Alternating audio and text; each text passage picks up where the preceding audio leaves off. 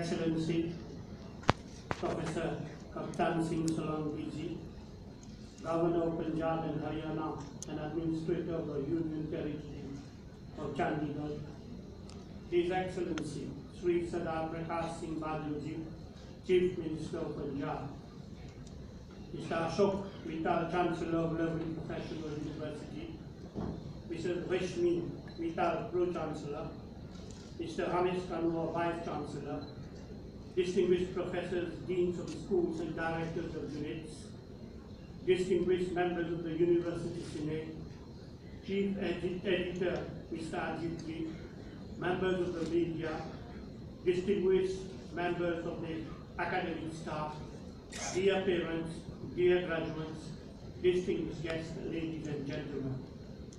I would like first of all to thank you, Mr. Chancellor, for your kind introduction, and a very good morning to you all. It is a great privilege for me this morning to address you on the occasion of the fourth Convocation ceremony of the lovely professional university.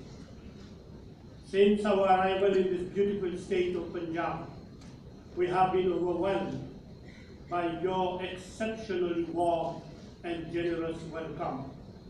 We are humbled by your hospitality, which speaks to our heart. Every time we come to India, we feel so much at home. But today, we are even more moved as your Punjabi warmth, second to none, make us feel like part of the family. I wish, on behalf of my delegation, to express our deep gratitude to His Excellency the Governor, Professor Kaptan Singh Solanki, to His Excellency Shri Parkash Singh Badal, the Chief Minister, and through him to the government of the fraternal people of the state of Punjab and India as a whole for this high mark of friendship.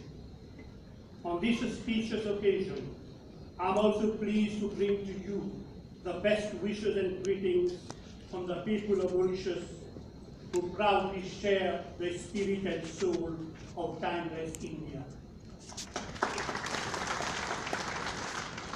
Mr. Chancellor, I am really delighted to be in Punjab, home to the Indus Valley civilization.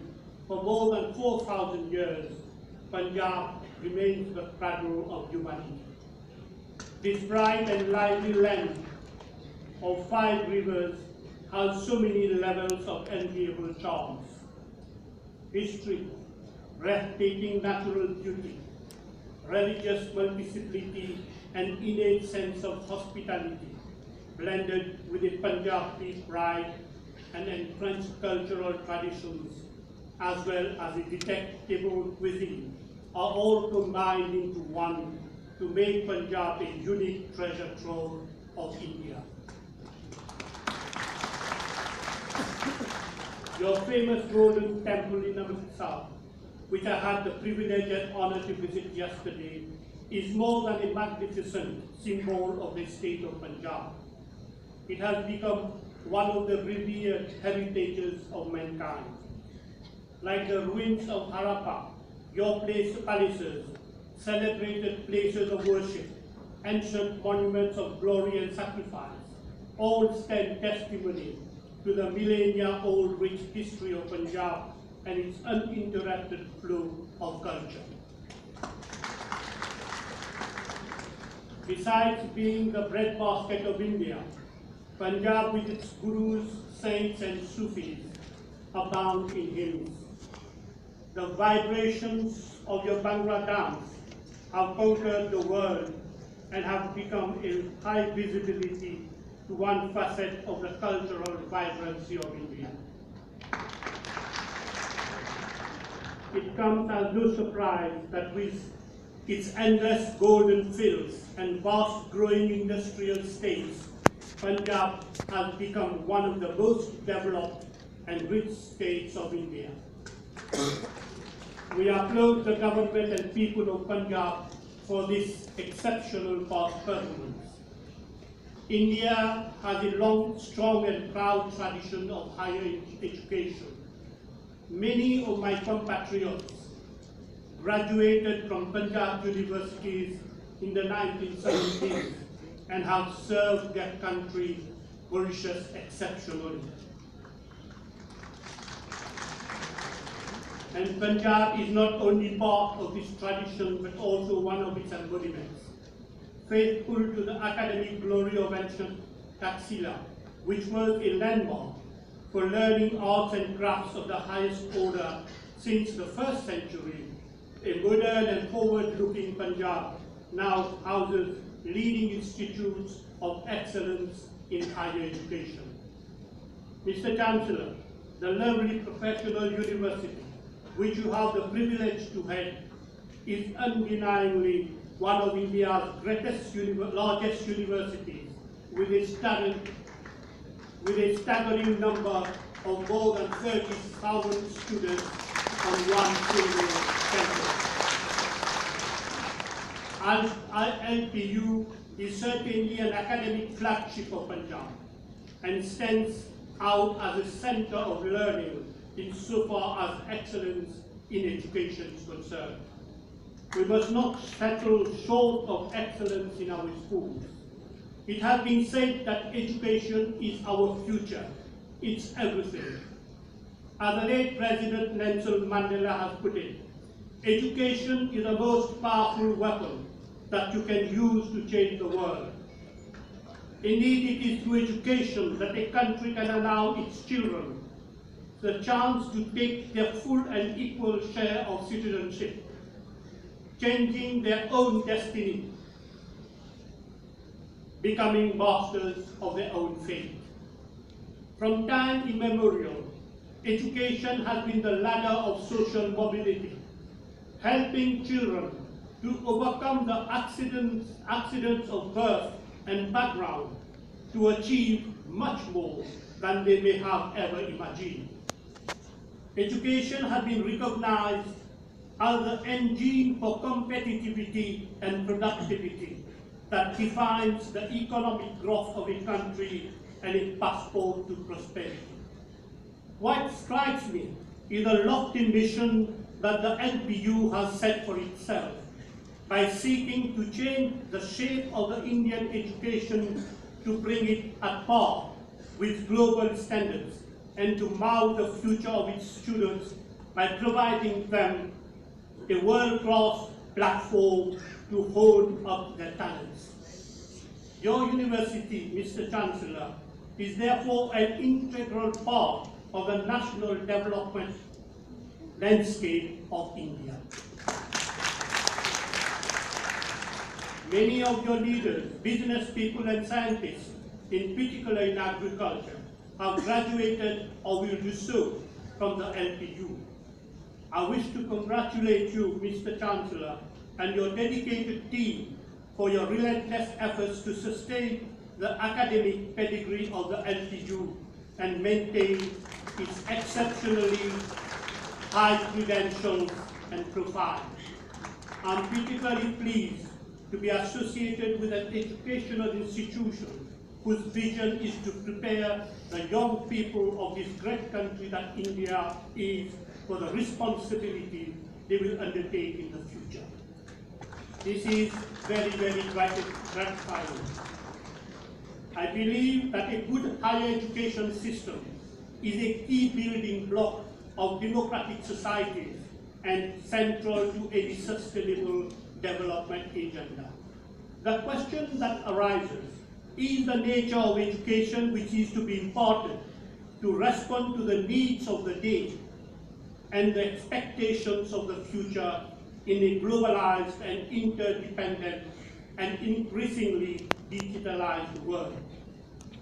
We are at present witnessing massive internationalization and even globalization of academic disciplines and such as sciences, economics and politics. This development is likely to accelerate and expand into even more sectors of our public and private life. driven not only by the exponential growth of world trade, global capital investment, and human mobility, but even more so by new media. The process will not only impact on the content of traditional subjects, but also change the ways of delivery and reception of higher education. Recurring economic crises, unemployment, especially for young people, changing demographics, the emergence of new competitors in every field, new technologies and new modes of working affect us all and shake conventional thinking and personal convictions.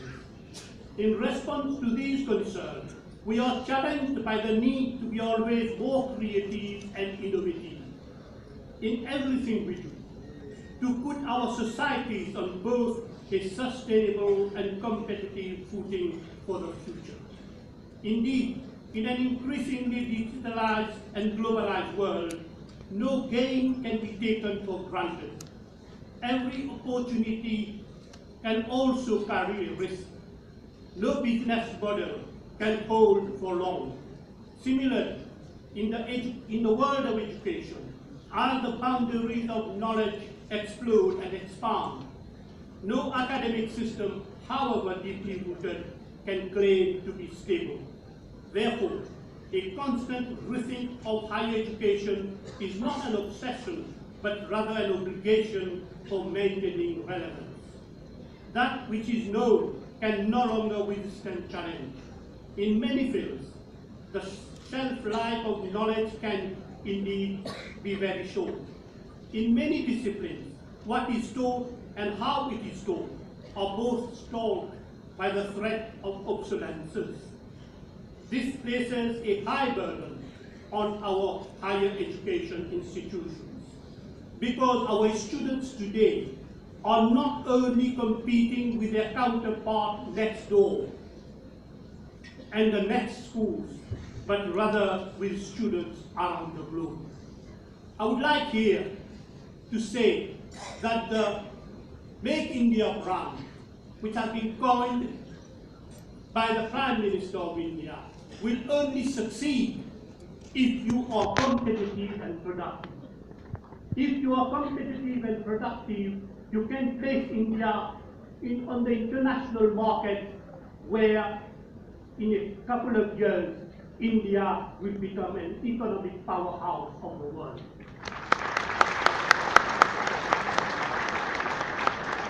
And that will depend entirely on you, those who are being graduated from this university today, and the rest of the youth of India. In a document titled "What Britain Can Learn from the OECD Education Rankings," it has been widely acknowledged that unlike in previous generations, there are very few jobs, employment opportunities left for the poorly educated young people. Countries that understand this shift and manage to run education systems, preparing all of their young people for the future, will win the global economic race. More importantly, they will have fewer human casualties left behind. Alvin Toffler, the famous American writer and futurist, once observed, and I quote, "The illiterate of the 21st century will not be those who cannot read and write, but those who cannot learn, unlearn, and relearn." Unquote. Therefore, the daily challenge to my mind is to produce new knowledge, shape critical thinkers, problem solvers and doers, so that we have the intellectual muscle needed to tackle societal changes at every level. We need to produce flexible and entrepreneurial young people who are equipped for the challenge of today's ever-changing work environment. At the same time, they must remain the most effective channels for transferring knowledge from universities and colleges in the broader society and reaching the individual, the family, the community, the workplace, the nation, the region, and the wider world. Mr. Chancellor, ladies and gentlemen, that's why we need an education that will not only enable our young people to engage articulatively as committed and active economic actors in the ethical and sustainable development of our society, but also as thinking global citizens. And for this to happen, quality higher education and teaching is absolutely crucial in enabling our younger education institutions to produce the critically thinking, creative, adaptable graduates who will shape our future. As Dr. Abdul Kalam says in his book, Indomitable Spirit, here again I would like to quote him: "A good educational model is the need of the hour to ensure that its students grow to contribute towards the economic growth of the nation." And yet, we need higher education focused and oriented towards employment opportunities. A multi-pronged strategy is needed to make education more attractive and simultaneously create employment potential. Mr. Chancellor, yet another element that challenges the traditional education paradigm is technology. Technology is increasingly offering us the possibility of the virtual faculty, the virtual college, which scores the world over the very best teachers and makes them available online to students globally. The internet, cloud computing, live stream and comparable technological developments create opportunities and challenges for formal education systems. New forms of delivering education have evolved. Today we have open and massive online courses, blended teaching and learning, using ICT to complement traditional ways of delivering education, and this is happening all over the world. Acquiring knowledge, skills and competences are therefore no longer bound to time and space. Online educational delivery is now a challenge to the classroom. Indeed, the rise of online learning as an alternative to in-person instruction is a threat to our entire model of higher education, as it redefines the role of teachers, pedagogy, course contents, and students. In the process, educational governance, accreditation, and quality assurance will have to adapt. Mr. Chancellor, ladies and gentlemen, another point I would like to add to the education debate is the need to rethink higher education and its role in a transition towards a more sustainable society. This, in my view, is important, as there is mounting concern of the future of humanity and planet Earth through irreversible climate change. There are indeed goals for fostering sustainable development by creating or reinforcing bridges across its different fields of competence, including the linkages between culture, humanities, and science. We also believe that while this should preoccupy the minds of our educationists, at the same time, we need to ensure that the UN post-2015 agenda must provide for synergies between science, policy, and society. The international community should act through commitments such as the newly formulated Sustainable Development Goals. It is therefore imperative that we rethink on how best to promote equitable and sustainable development through knowledge, creation, and innovation as part of our social and economical responsibility, and advocating a holistic approach to a multidisciplinary education. This is in addition to promoting intercultural and interfaith dialogue and enduring universal and human values. Lest we forget, Beyond issues of employability and empowerment, education should continue to aim to develop a thorough personality in individuals based on positive human values and principled behavior that our sacred scriptures have bestowed upon us from generations to generations.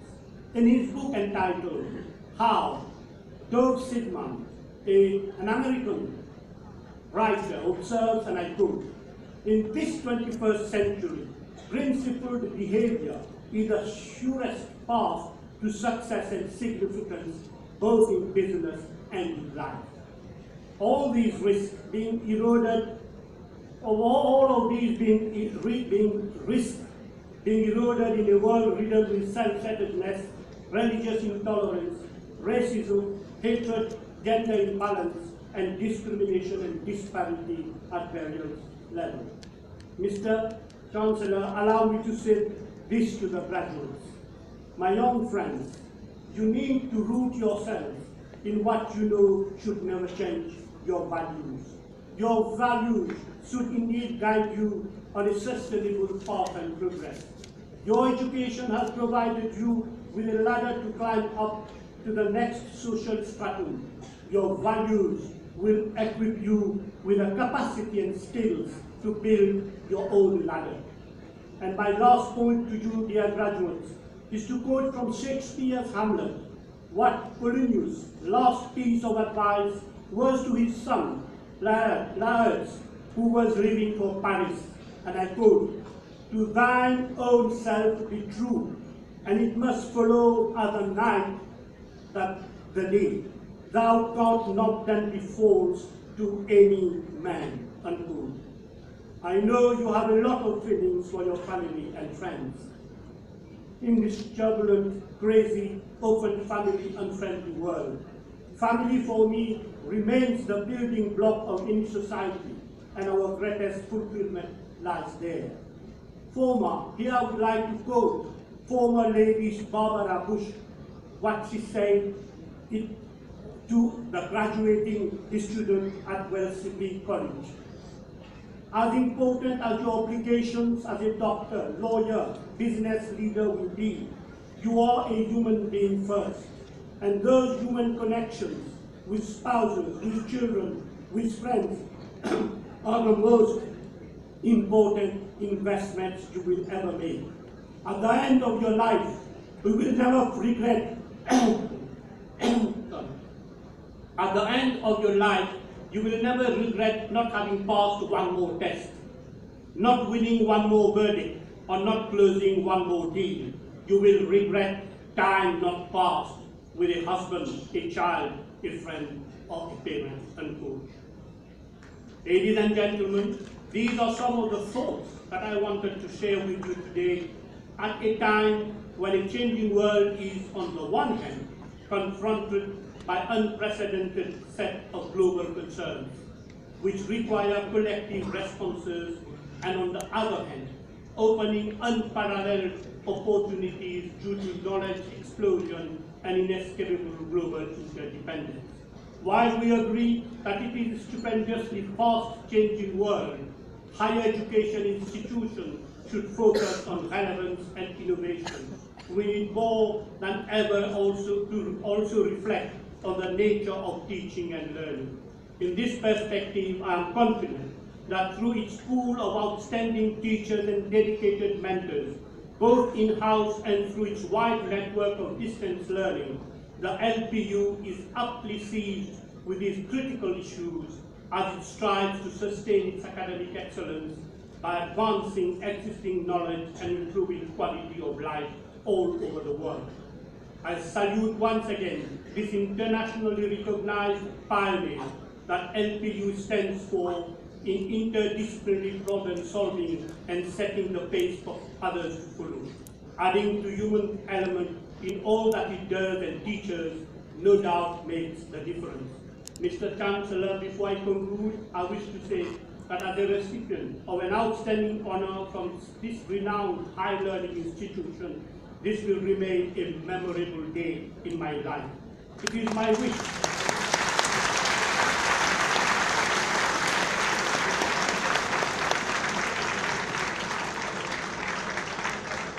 It is my wish that this great academic institution continues to grow and develop well-trained and competent graduates for India and the world, including Mauritius.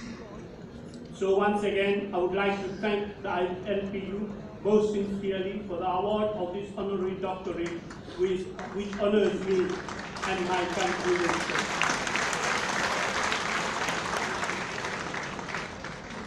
I am all the more humbled by the fact that this conferment allows me to join the ranks of eminent recipients of this much-coveted award. I extend my most profound thanks to the university, and I consider this award to be not only a personal tribute, but also one that reflects on the exceptionally close and mutually enriching relationships between Mauritius and India. The time-tested and multifaceted relations of our two countries are indeed special and unique and will continue to be so. They are anchored in our shared historical and cultural affinities and common values. Let me also pay my respects to this captivating land of yours, a land of gateway where saints and scholars will still haunt our minds. I thank you very much for your attention. Thank you so very much for explaining. Thank you so very much. We have indeed. Our guest.